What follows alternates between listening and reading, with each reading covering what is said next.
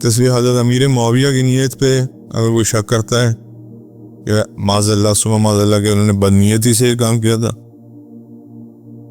Then he as it, اس کو اپنا خیال کرنا چاہیے. اور ہماری قد اتنے نہیں ہیں کہ ہم لوگوں کے بارے میں یہ بات کریں. خیر، عبداللہ بن زبیر رضی اللہ تعالیٰ عنہ کے پاس پھر کچھ لوگ آئے اور انہوں نے کہا کہ ہم آپ کو امیر المومنین بنانا چاہتے ہیں. اور یہ کچھ لوگ صرف مکہ کے نہیں تھے، مدینہ کے نہیں تھے، اس میں یمن کے لوگ بھی تھے، اس میں بصرہ کے لوگ بھی تھے، اس میں خراسان کے لوگ بھی تھے، شام کے سارے لوگ تھے. شام میں یزید کی خلافت تھی، سوائے ڈمیسکس کے شام کے بھی سارے لوگ تھے. تو حضرت عبداللہ بن زبیر نے انکار کیا اس سیٹ کو لینے سے، لیکن لوگوں نے اتنا فورس کیا کہ پھر حضرت عبداللہ بن زبیر رضی اللہ تعالیٰ عنہ کے ہاتھ پہ فورسفلی بیعت کی گئی.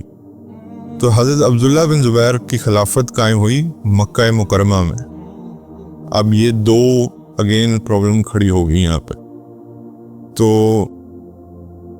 اب وہاں پہ ہوا یہ کہ حضرت عبداللہ بن زبیر رضی اللہ تعالیٰ عنہ کو بھی امیر المومنین کہا جاتا تھا، اور بکس آف ہسٹری میں لکھا جاتا ہے حضرت معاویہ رضی اللہ تعالیٰ عنہ، پھر یزید، اور پھر عبداللہ بن زبیر رضی اللہ تعالیٰ عنہ.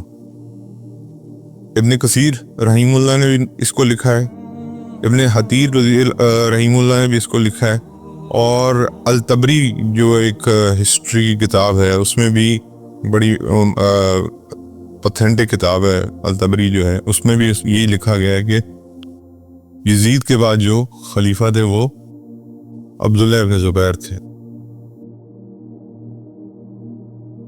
الحمدللہ رب العالمین، الصلاۃ والسلام علی رسول الکریم، اما بعد، فاعوذ باللہ من الشیطان الرجیم، بسم اللہ الرحمن الرحیم. سیدنا عبداللہ ابن زبیر رضی اللہ تعالیٰ عنہ حضور صلی اللہ علیہ وسلم کے بہت ہی ینگ صحابیوں میں سے ہیں، لیکن بہت جلیل القدر صحابی ہیں. حضرت عبداللہ ابن زبیر رضی اللہ تعالیٰ عنہ کی جو برتھ ہے وہ والا پارٹ بہت ہیپینس کا ہے، اور جو ان کا اینڈ ہے وہ انفارچونیٹلی بہت ٹریجک ہے. تو اس لیے اس سے ہمیں بس سبق لینے کی ضرورت ہے. اللہ تعالیٰ ہمیں معاف فرمائے کہ ہمارے لوگوں نے ہمارے کچھ حضور صلی اللہ علیہ وسلم کے اتنے بڑے بڑے اصحاب کے ساتھ کیا معاملات کیے ہیں. تو سب سے پہلے ہوا یہ کہ مدینہ منورہ ہجرت ہوئی ہے تو مسلمانوں کے یہاں کوئی بچہ پیدا نہیں ہوا. تو یہودیوں نے یہ مشہور کر دیا، یا ریومر جیسے مشہور کر دی جاتی ہے کہ ہم نے ان پہ جادو کیا ہوا، ان کا بچہ ہی کوئی پیدا نہیں ہوا. تو حضور صلی اللہ علیہ وسلم ان کی باتوں پہ زیادہ کان نہیں دھرتے تھے. تو اللہ نے پہلے سال یا دوسرے سال آف ہجرہ، اب اس پہ تھوڑا سا اختلاف ہے، لیکن فرسٹ ایئر یا سیکنڈ ایئر آف ہجرہ میں حضرت عبداللہ ابن زبیر رضی اللہ تعالیٰ عنہ پیدا ہوتے ہیں. تو یہ واز the first مہاجر child to be born after ہجرہ. تو یہ ایک ان کو خصوصی سعادت حاصل ہے. ہجرت کے بعد پہلے جو بچے پیدا ہوئے ہیں وہ عبداللہ ابن زبیر ہیں. اچھا، اب عبداللہ ابن زبیر کے تھوڑے سے ریلیشنز میں آپ کو بتا دوں. حضرت عبداللہ ابن زبیر کس کے بیٹے ہیں؟ زبیر بن عوام رضی اللہ تعالیٰ عنہ کے. حضرت زبیر بن عوام رضی اللہ تعالیٰ عنہ آپ کو پتہ 10 blessed companions میں سے ہیں. اس کے بعد حضرت زبیر بن عوام کے جو والد تھے ان کا نام تھا عوام، اور ان کے جو اوپر والد تھے ان کا نام تھا خویلید. تو حضرت خدیجہ کبریٰ رضی اللہ تعالیٰ عنہا جو تھیں وہ خویلید کی بیٹی تھیں، یعنی کہ حضرت عوام کی بہن تھیں. تو ایک طرح سے عوام حضرت زبیر کی پھپھو تھی. جب پھپھو تھیں تو حضرت عبداللہ ابن زبیر کی کیا ہو گئی؟ ایک طرح سے پھپھو دادی ہو گئی، یعنی کہ دادی کا ریلیشن شپ تھا حضرت خدیجہ کے ساتھ. یہ ذرا کمپلیکس ہے تھوڑا سا، لیکن آپ سنیں گے تو آپ پریشان ہو جائیں گے ان کے کیا کیا ریلیشن شپ تھے قریش کے اندر. اور یہ بیسکلی حضرت عبداللہ ابن زبیر کی والدہ محترمہ جو تھیں وہ سیدنا اسماء بنت ابی بکر تھیں رضی اللہ تعالیٰ عنہ. ان سے حضرت زبیر بن عوام سے حضرت عبداللہ بن زبیر پیدا ہوئے. اس کے بعد تو دو ریلیشنز ہو گئے، یعنی کہ حضرت خدیجہ کے پوتے بھی تھے اور حضرت زبیر کے بیٹے بھی تھے. اور حضرت اسما بنت ابی بکر کے بیٹے بھی تھے. یہ 3 ریلیشن ہو گئے. پھر چوتھا ریلیشن کیا ہوا, کیونکہ حضرت اسما بنت ابی بکر کے بیٹے تھے تو حضرت ابو بکر ان کے کیا لگے, نانا. تو حضرت ابو بکر ان کے نانا تھے. تو اس کے بعد ایک اور ریلیشن شپ جو ان کا تھا وہ بھی آگے آئے گا, میں آپ کو بتاتا ہوں. تو یہ ریلیشن شپ آگے بڑھ چل گئے. تو ایک طرف بنو ہاشم میں حضور کے خاندان سے بھی جو ہے رشتہ بن رہا تھا حضرت خدیجہ کے ذریعے, کیونکہ حضرت خدیجہ حضور کے عقد میں تھیں. اور اس کے بعد جو ہے ادھر سے اہل سیدنا ابی بکر رضی اللہ تعالیٰ عنہ کے گھر میں بھی نانکا تھا.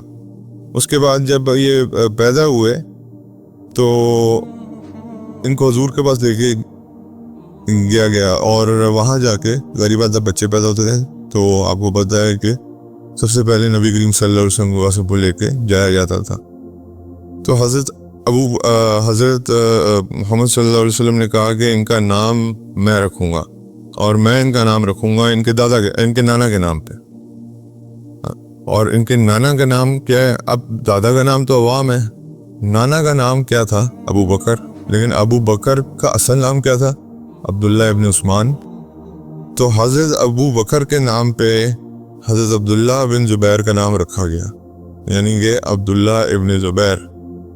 تو اور ان کو ابو بکر بھی کہا جاتا تھا, ان کی کنیت ابو بکر ہی تھی. اور حضور صلی اللہ علیہ وسلم نے ان کو تحنیک دی, یعنی کہ جس کو آج ہم گٹی کہتے ہیں. اور تحنیک یا گٹی اس انسان سے دلائی جاتی جو ہائی کریکٹر مورل گراؤنڈز پہ ہوتا ہے, اسپرچویلٹی میں ہوتا ہے, تاکہ کچھ اثرات جو ہیں وہ بچے کے اندر جائیں. اور پہلی جب وہ خوراک لے, جو بھی چھوٹی سی خوراک ہے, سنت نبوی صلی اللہ علیہ وسلم یہ ہے کہ حضور صلی اللہ علیہ وسلم کھجور کو چبا کے تھوڑا سا اس کے اندر اپنا لعب دہن مبارک مکس کر کے بچے کے منہ میں ڈال دیا کرتے تھے. تو یہ تحنیک کہتے ہیں اس کو عربی میں, اور گٹی ہم اپنے لوکل زبان میں کہتے ہیں اس کو. اس کے بعد جی جو ایک اور ریلیشن شپ جو میں آپ کو بتانے لگا تھا وہ یہ تھا کہ جو العوام تھے جن کے والد تھے وہ حضرت صفیہ بنت عبد المطلب سے میرڈ تھے. اب صفیہ بنت عبد المطلب کون ہے؟ حضور صلی اللہ علیہ وسلم کی پھوپھو ہیں. تو یعنی کہ ایک وہ بھی ریلیشن شپ تھا ان کا. تو in many ways he was connected to prophet صلی اللہ علیہ وسلم اینڈ سیدنا صدیق اکبر رضی اللہ تعالیٰ عنہ. اور پھر اب آگے سنیے کہ حضرت عثمان رضی اللہ تعالیٰ عنہ کی ایک بیٹی تھی عائشہ بنت عثمان رضی اللہ تعالیٰ عنہ, وہ ان کی وائف تھی. یعنی کہ حضرت عثمان کے کیا تھے؟ سن ان لا تھے.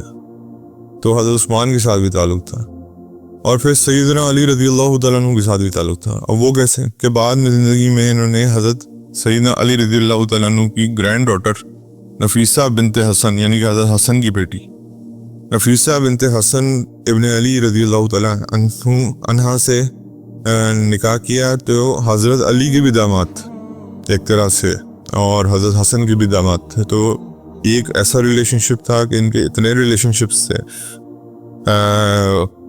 نبوت کے گھرانے میں بھی اور حضرت ابو بکر رضی اللہ تعالیٰ. تو بڑے 2 گھرانے جو تھے ان میں ان کے ریلیشن شپس تھے. But he was a great person, اور اللہ تعالیٰ نے ان کو ماشاءاللہ بہت he was very small actually. اب آپ خود ہی سوچ لیں نا کہ ہجرت کے بعد اگر یہ پیدا ہوئے ہیں اور وہ بھی 1 یا 2 سال بعد, تو انہوں نے حضور صلی اللہ علیہ وسلم کو کتنا دیکھا ہوگا, غالباً 8 یا 9 سال. تو اس لیے بہت چھوٹے تھے. اور ان کو کہا گیا, جو بچے تھے مسلمانوں کے بچے جب 7 سال کے ہو گئے تو ان سب کو کہا گیا کہ ہم سب نے ایڈلٹس نے حضور کو الیجینس پلیج کیے, تو آپ بھی جا کے حضور کے ہاتھوں پہ الیجینس پلیج کریں. حالانکہ مسلمان تھے لیکن پھر بھی ایک سنت کو ریوائیو کرنا تھا. اب آپ امیجن کریں 7 سال کے بچے اور group of them pledging allegiance to Prophet صلی اللہ علیہ وسلم, and it was very cute sight. حضور صلی اللہ علیہ وسلم بیعت لی بھی ان سب سے, ان سب کے ہاتھ پکڑ کے.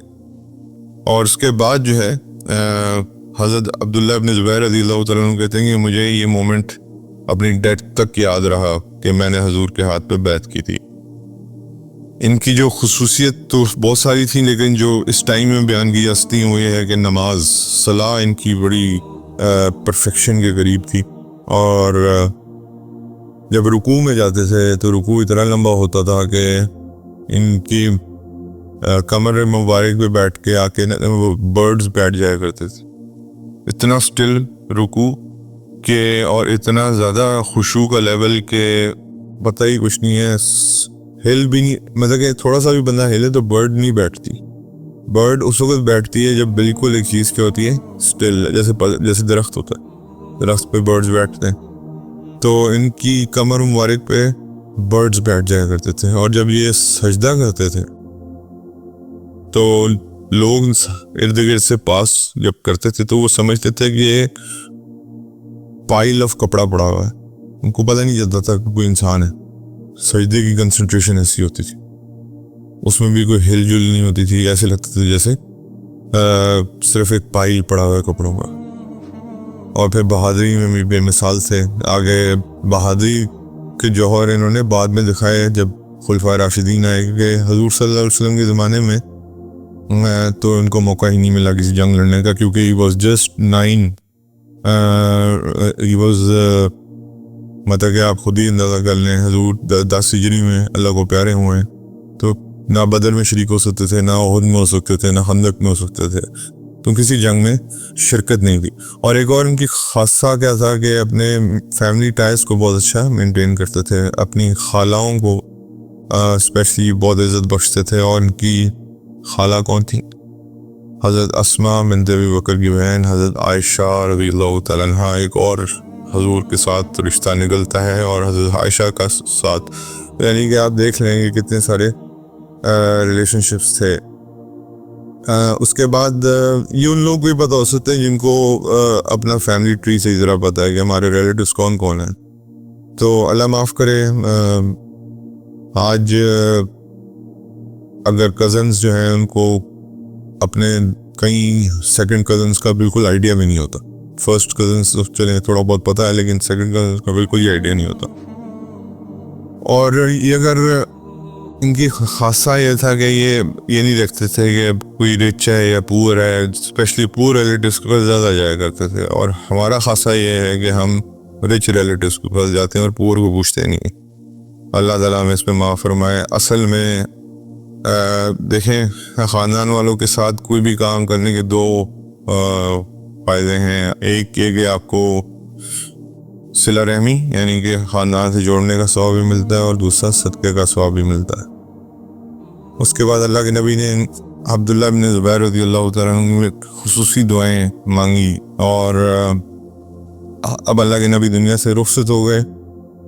تو اس کے بعد یہ at the time of Abu Bakr رضی اللہ تعالیٰ عنہ، he was a small version of Abu Bakr رضی اللہ تعالیٰ عنہ. یعنی کہ آپ کہہ لو کہ جو حضرت ابو بکر کی جوانی تھی وہ سیدنا عبداللہ بن زبیر کے اندر تھی، بالکل ویسی لگتے تھے. تو نام بھی انہی کے نام پہ تھا. اور اس کے بعد جو ہے دے لکڈ لائک. اور پھر جب یہ مطلب کہ ایج اللہ نے ان کو دی تو بعد میں بھی یہ سیدنا ابو بکر جیسے ریزمبل کیا کرتے تھے بالکل. پھر انہوں نے بعد میں جن بیٹلز میں حصہ لیا اس میں جو میجر بیٹلز ہیں یا میجر ایریاز ہیں وہ افریقہ ہے جس میں ایجپٹ کی کانکویسٹ ہے، پھر کانسٹنٹینوپل ہے اس کے اندر انہوں نے حصہ لیا. اس کے بعد اندلس جو اسپین کے اندر کی طرف جو ہے لڑائیاں ہوئی ادھر انہوں نے حصہ لیا. تو یعنی کہ خلفائے راشدین کے زمانے میں یہ ساری جنگوں میں لڑتے رہے. تو جہاد اور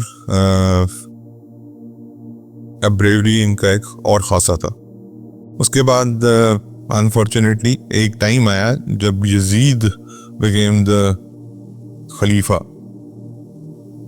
سیدنا معاویہ رضی اللہ تعالیٰ عنہ نے جب فوت ہوئے ہیں تو یزید ٹوک اوور دا رینز، آپ کو پتہ ہے. اور اس نے ایلیجنس کے لیے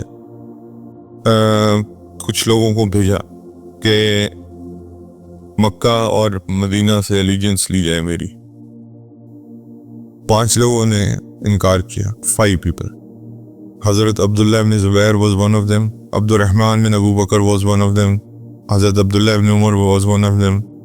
حضرت حسین رضی اللہ تعالیٰ عنہ was one of them. اور ایک غالباً میرے عبداللہ بن عباس رضی اللہ تعالیٰ عنہ was one of them. یہ 5 بڑے صحابہ کے بیٹے اور 5 شہزادے تھے بیسکلی اس وقت. حضرت زبیر کے بیٹے عبداللہ بن زبیر, حضرت علی رضی اللہ تعالیٰ عنہ کے بیٹے حضرت حسین رضی اللہ تعالیٰ عنہ, اس کے بعد حضرت عباس کے بیٹے حضرت سیدنا عبداللہ بن عباس, پھر عمر رضی اللہ تعالیٰ عنہ کے بیٹے عبداللہ بن عمر رضی اللہ تعالیٰ عنہ. تو یہ سارے بڑے بڑے صحابہ کے بیٹے تھے, چشم و چراغ تھے ان کے, انہوں نے انکار کیا. تو اس کے بعد جو ہے اور اب لیکن جب یزید نے ٹیک اوور کر لیا تو عبد الرحمن بن ابو بکر رضی اللہ تعالیٰ عنہ جو ہیں وہ فوت ہو چکے ہوئے تھے, تو اس لیے 4 رہ گئے تھے پیچھے. there were 4 people remaining. تو یہ ریفیوز کر دیا. اب میں صرف اب کیونکہ عبداللہ بن زبیر پہ فوکس ہوں اس لیے میں صرف ان کی ساری بات بتاؤں گا آپ کو, باقی وہ جو معاملہ ہے وہ آگے انشاءاللہ اس میں ذکر کروں گا کبھی. تو یہ انیشلی ریفیوز ٹو انہوں نے بالکل ریفیوز کر دیا گا, یہ پاسبل نہیں ہے. Yazid was not known for his good character, he had some problems. ہاں, جب امیر معاویہ رضی اللہ تعالیٰ عنہ نے اس کو نامزد کیا تھا اپنے 10ویں سال میں, 20 سال حضرت امیر معاویہ رضی اللہ تعالیٰ عنہ کی حکومت رہی ہے, تو 10ویں سال میں جب اس کو نامزد کیا تھا اپنا ولی عہد, اس کا بھی منظر عام یاد رکھیے گا. حضرت امیر معاویہ نہیں چاہتے تھے یزید کو خلیفہ بنانا. حضرت مغیرہ ابن شعبہ رضی اللہ تعالیٰ عنہ ایک بزرگ صحابی تھے جنہوں نے حضرت امیر معاویہ کو یہ مشورہ دیا کہ آپ خلافت میں اپنا ولی عہد مقرر کر دیں. اس کی ریزن یہ ہے کہ اگر اب دوبارہ آپ نے کوئی مقرر نہ کیا یا پھر اگر اس پہ چھوڑا معاملہ تو پھر سول وار کا خطرہ ہے. حضرت امیر معاویہ رضی اللہ تعالیٰ عنہ کے 20 سال کے دور میں ایک لڑائی نہیں ہوئی, صرف کانکویسٹس ہوئی ہیں. حضرت امیر معاویہ خلیفہ راشد نہیں ہے, ہی واز دا فرسٹ آپ کہہ لو بادشاہ یا امیر آف مسلمس. اور اس کے اندر ایک عالم کہتے ہیں کہ اس کے اندر بھی اللہ کی حکمت یہ تھی کہ اگر کوئی صحابی بادشاہ نہ بنتے تو کسی بادشاہ کے پاس مثال ہی نہیں ہوتی کہ صحابی بادشاہت میں کیسے تھے. حضور کی حدیث ہے نا 30 سال خلیفہ راشد رہیں گے, اس کے بعد جو ہے ملوکیت آئے گی لیکن رحمت والی, یعنی کہ حضرت امیر معاویہ کے دور کو رحمت والی ملوکیت کہا گیا. ملوکیت یعنی کہ کنگڈم. پھر اس کے بعد حضور نے اسی حدیث میں آئے گیا پھر کارڈ کھانے والی ملوکیت آئے گی. کارڈ کھانے کا مطلب ہے پھر ظالم بادشاہ آ جائیں گے, اور پھر وہ ہوا اینڈ میں آپ کو پتہ ہی ہے, اور آج تک وہ سلسلہ چل رہا ہے. اس کے بعد جو ہے بلکہ لوگوں نے ان کے پاس آ کے حضرت عبداللہ بن زبیر کے پاس آ کے کہا کہ ہم آپ کو امیر المومنین بنانا چاہتے ہیں, وی ڈونٹ یزید کے اس پہ ہم وہ نہیں رکھتے. تو میں آپ کو بتا دیتا حضرت Amir Muawiya was reluctant to make Yazid his predecessor, مطلب کہ سکسیسر بنانے کے لیے تیار نہیں تھے. حضرت مغیرہ میں شعبہ رضی اللہ تعالیٰ عنہ نے مشورہ دیا اور انہوں نے کہا کہ دیکھیں اگر آپ نے ایسا نہیں کیا تو پھر دوبارہ سول وار ہوگی, اور ان کو پھر قائل کیا گیا حضرت امیر معاویہ رضی اللہ تعالیٰ عنہ کو. اور اس میں ایک بات یاد رکھیے گا, حضرت امیر معاویہ رضی اللہ تعالیٰ عنہ نے اگر اپنے بیٹے کو اس وقت تک نہ یہ فاسق تھا نہ فاجر تھا, اگر انہوں نے نامزد کیا تھا نا تو مثال نوح علیہ السلام ہی موجود ہے. حضرت نوح علیہ السلام کی تربیت پہ آپ شک کر سکتے ہیں, نبی ہیں, معصوم ہیں, پرفیکٹ ہیں, ان کی تربیت کیسی ہوگی بتائیے آپ. پرفیکشن سے بہتر, مطلب کہ نتھنگ لیس دین پرفیکٹ. اگر ان کا بیٹا نافرمان ہو سکتا ہے, حضرت امیر معاویہ کو کیا پتا تھا یہ کیا کرے گا. اور یاد رکھیے گا کہ نبی کریم صلی اللہ علیہ وسلم کو جو صحابہ ہیں ان کی نیت پہ جو شک کرتا ہے نا, وہ نبی کریم صلی اللہ علیہ وسلم کی جو تربیت ہے معاذ اللہ اس پہ شک کرتا ہے، کیونکہ اس کا مطلب نعوذ باللہ ثم نعوذ باللہ یہ ہے کہ حضور ان کا تزکیہ نہیں کر سکے. تو جو بھی صحابہ کی نیت پہ شک کرے گا اس کو اپنے ایمان پہ شک کرنا چاہیے. اس لیے حضرت امیر معاویہ کی نیت پہ اگر کوئی شک کرتا ہے کہ معاذ اللہ ثم معاذ اللہ کہ انہوں نے بدنیتی سے یہ کام کیا تھا، دین ہی ایز اٹ اس کو اپنا خیال کرنا چاہیے. اور ہماری قد اتنے نہیں ہیں کہ ہم لوگوں کے بارے میں یہ بات کریں. خیر، عبداللہ بن زبیر رضی اللہ تعالیٰ عنہ کے پاس پھر کچھ لوگ آئے اور انہوں نے کہا کہ ہم آپ کو امیر المومنین بنانا چاہتے ہیں. اور یہ کچھ لوگ صرف مکہ کے نہیں تھے، مدینہ کے نہیں تھے، اس میں یمن کے لوگ بھی تھے، اس میں بصرہ کے لوگ بھی تھے، اس میں خراسان کے لوگ بھی تھے، شام کے سارے لوگ تھے. شام میں یزید کی خلافت تھی، سوائر ڈمیسکس کے شام کے بھی سارے لوگ تھے. تو حضرت عبداللہ بن زبیر نے انکار کیا اس سیٹ کو لینے سے، لیکن لوگوں نے اتنا فورس کیا کہ پھر حضرت عبداللہ بن زبیر رضی اللہ تعالیٰ عنہ کے ہاتھ پہ فورسفلی بیعت کی گئی. تو حضرت عبداللہ بن زبیر کی خلافت قائم ہوئی مکہ مکرمہ میں. اب یہ دو اگین پرابلم کھڑی ہو گئی یہاں پہ. تو اب وہاں پہ ہوا یہ کہ حضرت عبداللہ بن زبیر رضی اللہ تعالیٰ عنہ کو بھی امیر المومنین کہا جاتا تھا، اور بکس آف ہسٹری میں لکھا جاتا ہے حضرت معاویہ رضی اللہ تعالیٰ عنہ، پھر یزید، اور پھر عبداللہ بن زبیر رضی اللہ تعالیٰ عنہ. ابن کثیر رحیم اللہ نے بھی اس کو لکھا ہے، ابن حتیر رحیم اللہ نے بھی اس کو لکھا ہے، اور الطبری جو ایک ہسٹری کتاب ہے اس میں بھی بڑی اوتھینٹک کتاب ہے الطبری جو ہے، اس میں بھی یہی لکھا گیا ہے کہ یزید کے بعد جو خلیفہ تھے وہ عبداللہ ابن زبیر تھے. لیکن ویسے یہ کہا جاتا ہے کہ ہاں وہ آگے میں آپ کو بتاتا ہوں. اب یہاں پہ میجر ٹرائل چل رہا تھا، آپ کو پتہ ہے کہ یزید نے اس خلافت کو ختم کرنے کے لیے اپنی حکومت کے تیسرے سال میں حملہ کروایا مکہ پہ، اور وہ حملہ ناکام ہو گیا اس لیے کیونکہ یزید مر گیا، اور جب وہ مر گیا تو فوجیں واپس آ گئی. تو حضرت عبداللہ بن زبیر کی حکومت چلتی رہی. اس کے بعد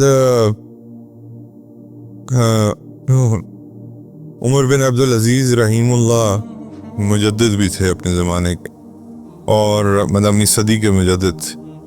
ہر صدی کے سٹارٹ پہ مجدد آتا ہے، اور حضرت عمر بن عبدالعزیز یہ بھی امیہ سے تھے، بنو امیہ سے ہی تھے. اور ان کا مجھے ایک بات بتاؤ، بڑی خوبصورت بات ہے، غور کرنے والی بات ہے کہ مالک یوم الدین تم روزانہ اپنی نماز میں پڑھتے ہو. اس کا کیا مطلب ہے؟ اس کا مطلب ہے کہ اللہ رب العزت آخرت کا مالک یوم الدین ہے. فیصلہ کرنے کا حق صرف کس کے پاس ہے؟ اللہ کے پاس ہے. تو تم کسی کو برا یا کافر یا اللہ معاف کرے مسلمان یہ دینے کا حق نہیں رکھتے. تمہیں کیا پتا، حضرت عمر بن عبدالعزیز رحمہ اللہ نے فرمایا، تمہیں کیا پتا اللہ تعالیٰ ایک جنتی ہو اور دوسرے کو اللہ بخش کے جنت میں بھیج دے، پھر تم کیا کرو گے؟ اس لیے اپنے منہ بند رکھا کرو ان لوگوں کے بارے میں. خیر، اس کے بعد جی عبداللہ بن زبیر رضی اللہ تعالیٰ عنہ کا بیس مکہ میں ہی قائم رہا. اور حضرت عبداللہ بن زبیر رضی اللہ تعالیٰ عنہ کو ایک اور بڑی خدمت یہ تھی کہ قریش نے کوشش کی تھی کہ حضرت ابراہیم علیہ السلام کا جو خانہ کعبہ تھا، جیسے کعبۃ اللہ جو ہے، اس بیس کے اوپر خانہ کعبہ بنایا جائے. اور وہ اس طرح تھا کہ اسکوئر تھا، اور جو حتیم تھی، جیسے آج حتیم ہے سیمی سرکل، وہ بھی اس کے اندر تھی. تو یعنی کہ 3 سائڈوں سے اٹ واز اسکوئر اور 1 side it was semi circular. تو حضرت عبداللہ بن زبیر رضی اللہ تعالیٰ عنہ کو حضور کا ایک قول بھی یاد تھا، بلکہ کئی لوگ یہ بھی کہتے ہیں، ایک روایت میں آتا ہے کہ حضور کی خواہش تھی، اور یہ بھی حضور کی خواہش تھی کہ 2 دروازے ہوں، ایک سینٹر ہوں اور دوسرے سے باہر نکل جائیں. تو انہوں نے پھر 50 لوگوں کو بلایا کہ ایگزیکٹلی جو کعبہ کی وہ ہے جو فاؤنڈیشنز ہیں حضرت ابراہیم علیہ السلام کے زمانے کی، وہ جب وہ نظر آئیں اس کے اوپر کعبہ کو کھڑا کیا گیا. اور اتنی ہائٹ پہ کھڑا کیا گیا جتنی ہائٹ پہ آج ہے. بعد میں پھر انفارچونیٹلی عبد الملک بن مروان جو اس وقت کا حاکم وقت تھا یزید کے بعد، اس نے پھر ایک خطرناک قسم کی جو ہے نا یہ موسٹ ڈینجرس فائٹنگ ہوئی ہے مسلمانوں کے درمیان میں انفارچونیٹلی. اور دیکھیں ڈفرینس آف اوپینین خدا کے لیے ہو سکتا ہے، لیکن اس کو اس نہج تک لے جانا کہ ایک دوسرے کو قتل و غارت تک پہنچا دینا، یہ اللہ تعالیٰ کو سخت ناپسند ہے. یہ خارجیوں کا وتیرہ ہے. خارجی جو ہے نا وہ یہ کہتے تھے کہ ہمارا جو اوپینین ہے دین کے بارے میں وہ ٹھیک ہے، باقی سب جو ہیں وہ غلط بات کرتے ہیں. عبد الملک بن مروان نے حجاج بن یوسف کو بھیجا، مکہ کو سراؤنڈ کیا گیا اور کہا گیا کہ یہ عبداللہ بن زبیر رضی اللہ تعالیٰ عنہ کو I want him dead. تو حجاج بن یوسف ایسی ماشاءاللہ آپ کو پتہ ہے کہ سبحان اللہ ظالموں کا ظالم تھا. اس نے منجنیکس وہ جو کیننز ہوتی ہیں جس کے اندر وہ آگ والے پتھر ڈال کے کعبہ پہ پھینکے گئے، یہ یزید کے زمانے میں بھی ہوا، یہ پھر عبد الملک بن مروان کے زمانے میں بھی ہوا. اور وہ جب آگے کعبہ پہ گرے ہیں اس نے کعبہ کو لیدر ڈسٹروائے کیا، اور اس میں پھر مسلمان جو اندر تھے حرم کے ان کو کافی نقصان ہوا. اور وہ پھر جو انفارچونیٹلی جو سراؤنڈنگ پارٹی تھی اس نے سٹیپ ان کر لیا حرم کے اندر، اور سب سے پہلے جا کے سیدنا عبداللہ بن زبیر کے علاوہ بہت سارے صحابہ جو صحابہ سقط رہ گئے تھے ان کو شہید کیا گیا. حجاج از نون فار killing many صحابہ، اور اس نے پھر نعوذ باللہ سیدنا زبیر عبداللہ بن زبیر رضی اللہ تعالیٰ عنہ کو شہید کیا، اور صرف شہید نہیں کیا، ان کی باڈی کی میوٹیلیٹ کیا، اور اس کے بعد ان کی باڈی کو مکہ کے باہر 3 دن کے لیے لٹکا دی. This was the end of عبداللہ بن زبیر رضی اللہ تعالیٰ عنہ. اور اس کے بعد حجاج بن یوسف کی آپ یہ دیکھیں کہ ہمت دیکھیں اس پہ. حضرت اسماء بنت ابی بکر زندہ تھی جو والدہ تھی حضرت عبداللہ بن زبیر، ان کے پاس جاتا ہے اور ان کے بعد مطلب ان کو اس طرح میوٹیلیٹ کر کے پھر اس کے بعد کروسیفائی کرنے کے بعد حضرت اسماء کو کہتا ہے کہ آپ کتنی ایک عظیم انسان کی والدہ ہے،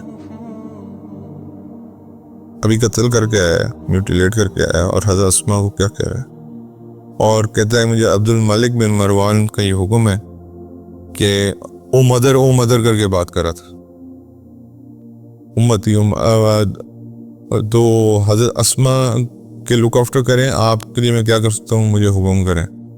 حضرت اسماء بنت ابی بکر نے کہا کہ پہلے تو مجھے ماں کہنا چھوڑو، میں اس قابل نہیں ہوں کہ تم مجھے ماں کہو، جو تم نے کیا ہے میرے بیٹے کے ساتھ کے علاوہ جو تم نے باقی اصحاب کے ساتھ کیا، اس کے بعد ہمیں تمہاری کوئی ضرورت نہیں ہے.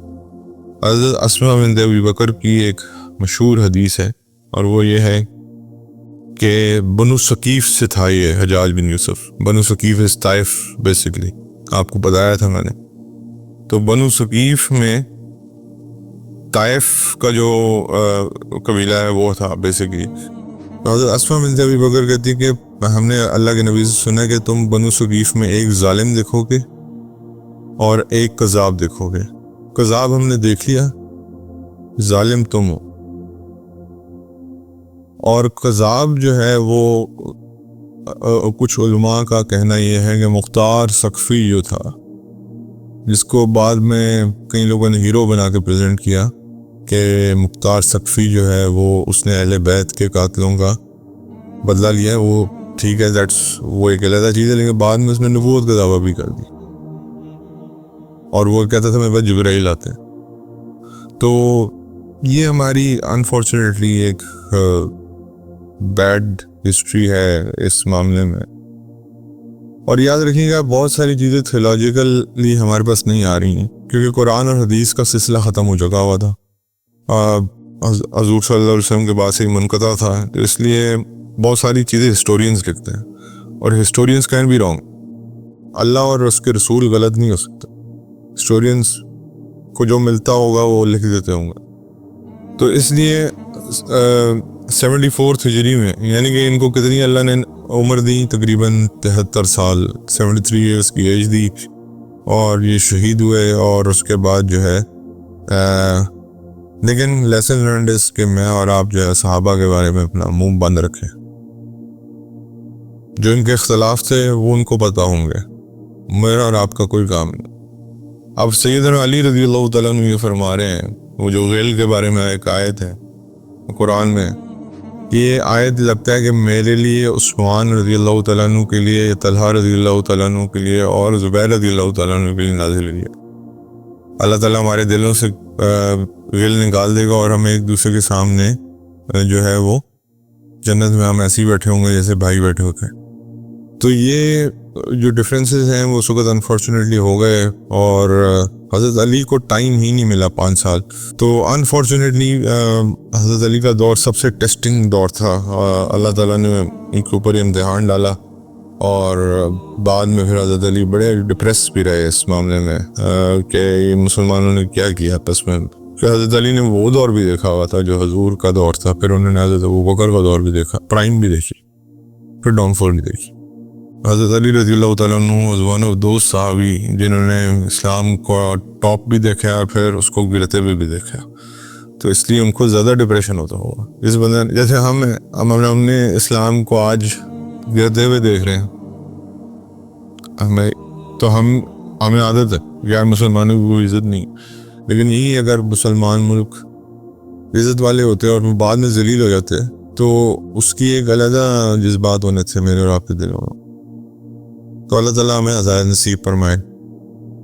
حضرت عمار بن یاسر رضی اللہ تعالیٰ عنہ فرماتے ہیں کہ رسول اللہ صلی اللہ علیہ وسلم نے حضرت علی رضی اللہ تعالیٰ عنہ کے بارے میں فرمایا، اے علی، خوشخبری ہے اس شخص کے لیے جو آپ سے محبت کرے اور آپ کے بارے میں تصدیق کرے، اور ہلاکت ہے اس شخص کے لیے جو آپ سے بغض رکھے اور آپ کے بارے میں جھوٹ سے کام لے. یہ اب ذرا سنیے گا، میں نے اس دن آپ کو حضرت علی سے روایت کر کے حضرت ابوبکر اور حضرت عمر کے بارے میں حدیث سنائی تھی. آج یہ سنے حضرت ام عائشہ کے بارے میں لوگ بد زبانی کرتے ہیں، یہ خناس جو ہے. تو اب ام المومنین ام عائشہ کیا کہتی ہے حضرت علی کے بارے میں، یہ بھی سن لیں.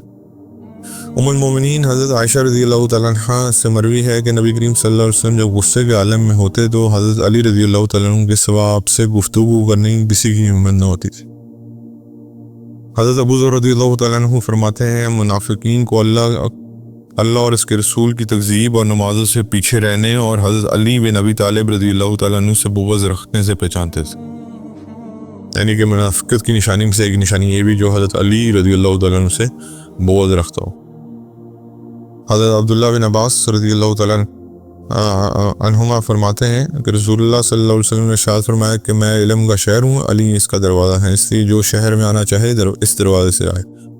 حضرت علی رضی اللہ تعالیٰ عنہ فرماتے ہیں میں جب بھی رسول اللہ صلی اللہ علیہ وسلم سے کچھ مانگتا تو آپ وہ چیز مجھے ضرور عطا فرما دیتے، جب میں خاموش رہتا آپ مجھ ہی سے آغاز کرتے. حضور بھی حضرت علی کو بڑی اچھی طرح جانتے تھے. حضرت علی رضی اللہ تعالیٰ عنہ فرماتے ہیں کہ رسول اللہ صلی اللہ علیہ وسلم نے یہ دعا مانگی، اللہ تعالیٰ علی پر رحم فرمائے، اے اللہ علی جدھر بھی ہو حق کو ادھر کر دے. ام المومنین حضرت عائشہ رضی اللہ تعالیٰ عنہ سے مروی ہے کہ نبی کریم صلی اللہ علیہ وسلم نے ارشاد فرمایا، میں تمام انسانیت کا سردار ہوں اور علی اہل عرب کے سردار. ابھی حضرت عائشہ نریٹ کر رہی ہیں، جن کو آج حضرت علی کے یہ جو ہمارے ہاں گروپ ہے معاذ اللہ ان کے اوپر کس قسم کی غلاظت بکتا ہے وہ آپ کو پتا. حضرت سہل بن سعد رضی اللہ تعالیٰ عنہ فرماتے ہیں، ایک آدمی نے رسول اللہ صلی اللہ علیہ وسلم سے پوچھا، کیا جنت میں بجلی چمکے گی؟ آپ نے فرمایا، جی ہاں، اس ذات کی قسم جس کے قبضے میں میری جان ہے، بے شک عثمان ایک منزل سے دوسری منزل میں منتقل جب ہوں گے تو جنت ان کے لیے روشن کی جائے گی. حضرت عثمان کی شان ہے. حضرت ابو ذر رضی اللہ تعالیٰ عنہ فرماتے ہیں کہ رسول اللہ صلی اللہ علیہ وسلم نے ارشاد فرمایا، جس نے میری اطاعت کی اس نے اللہ کی اطاعت کی، جس نے میری نافرمانی کی اس نے اللہ کی نافرمانی کی، اور جس نے علی کی اطاعت کی اس نے میری اطاعت کی، اور جس نے علی کی نافرمانی کی اس نے میری نافرمانی کی۔ حضرت عبداللہ بن عباس رضی اللہ تعالیٰ عنہ فرماتے ہیں کہ سے مروی ہے کہ جنگ بدر کے دن اللہ کے نبی صلی اللہ علیہ وسلم نے حضرت علی رضی اللہ تعالیٰ عنہ کو جھنڈا عطا فرمایا تھا۔ اس وقت حضرت علی کی عمر 20 سال تھی۔ امام احمد بن حنبل رحیم اللہ فرمایا کرتے تھے کہ رسول اللہ صلی اللہ علیہ وسلم کے کسی صحابی کے فضائل اتنی احادیث میں وارد نہیں ہیں جتنا حضرت علی بن ابی طالب رضی اللہ تعالیٰ عنہ کے فضائل وارد ہیں۔ حضرت ابو ہریرہ رضی اللہ تعالیٰ عنہ فرماتے ہیں، حضرت عثمان رضی اللہ تعالیٰ عنہ نے 2 مرتبہ اللہ کے نبی سے جنت خریدی، ایک بئر مونہ کھدوا کر اور ایک جیش الاسرہ کی تیاری کروا کر۔ تبوک کی بات ہو رہی۔ حضرت عبداللہ بن عمر رضی اللہ تعالیٰ عنہما سے مروی ہے کہ حضرت عثمان رضی اللہ تعالیٰ عنہ نے صبح کے وقت یہ خواب بیان فرمایا کہ میں خواب میں دیکھا کہ نبی کریم صلی اللہ علیہ وسلم کی زیارت ہے۔ آپ نے فرمایا، عثمان افطاری ہمارے پاس کرنا۔ چنانچہ حضرت عثمان رضی اللہ تعالیٰ عنہ اسی دن روزہ رکھا اور اسی دن آپ کو شہید کر دیا گیا، جمعے کا دن تھا۔ حضرت عبداللہ بن حوالہ اسدی اس سے مروی ہے، رسول اللہ صلی اللہ علیہ وسلم نے ارشاد فرمایا، جو 3 چیزوں سے بچ گیا وہ نجات یافتہ ہے۔ صحابہ کرام رضوان اللہ عنہم اجمعین نے کہا، وہ کیا ہے یا رسول اللہ؟ آپ صلی اللہ علیہ وسلم نے فرمایا، میری موت، حق کے ساتھ صبر کرنے والا خلیفہ کا قتل اور دجال۔ حضرت ابو سعید خدری رضی اللہ تعالیٰ عنہ فرماتے ہیں کہ رسول اللہ صلی اللہ علیہ وسلم نے ارشاد فرمایا، اس ذات کی قسم، جو شخص میرے اہل بیت سے بغض رکھے گا اللہ تعالیٰ اسے دوزخ میں ڈالے گا۔ اور زید بن ارقم رضی اللہ تعالیٰ عنہ سے مروی ہے کہ نبی کریم صلی اللہ علیہ وسلم نے حضرت علی، حضرت فاطمہ، حضرت حسن اور حسین رضوان اللہ عنہم اجمعین سے فرمایا، میں تمہارے دشمن کا دشمن ہوں اور تمہارے دوست کا دوست ہوں۔ حضرت زید بن ارقم رضی اللہ تعالیٰ عنہ فرماتے ہیں کہ رسول اللہ صلی اللہ علیہ وسلم نے ارشاد فرمایا کہ میں نے تم میں 2 چیزیں چھوڑے جا رہا ہوں، ایک کتاب اللہ ہے اور ایک اپنے اہل بیت ہیں، اور یہ دونوں ایک دوسرے کے سے جدا نہیں ہوں گے حتیٰ کہ یہ میرے پاس فوج پر آئیں گے۔ حضرت عمران بن حسین رضی اللہ تعالیٰ عنہ فرماتے ہیں کہ رسول اللہ صلی اللہ علیہ وسلم نے ارشاد فرمایا، علی رضی اللہ تعالیٰ عنہ کے چہرے کی طرف دیکھنا بھی عبادت ہے۔ حضرت انس رضی اللہ تعالیٰ عنہ فرماتے ہیں کہ رسول اللہ صلی اللہ علیہ وسلم نے ارشاد فرمایا، 3 آدمی ایسے ہیں جو خود جنت ان کی مشتاق ہے، یعنی کہ جنت وانٹس دیم۔ نمبر 1 حضرت علی رضی اللہ تعالیٰ عنہ، نمبر 2 حضرت عمار بن یاسر رضی اللہ تعالیٰ عنہ، نمبر 3 حضرت سلمان بن فارسی رضی اللہ تعالیٰ عنہ۔ حضرت سلمان رضی اللہ تعالیٰ عنہ فرماتے ہیں کہ رسول اللہ صلی اللہ علیہ وسلم نے ارشاد فرمایا، تم میں سے حوض کوثر پر سب سے پہلے آنے والا وہ ہوگا جو تم میں سے سب سے پہلے اسلام قبول کرنے والا ہے، یعنی کہ علی بن ابی طالب رضی اللہ تعالیٰ عنہ۔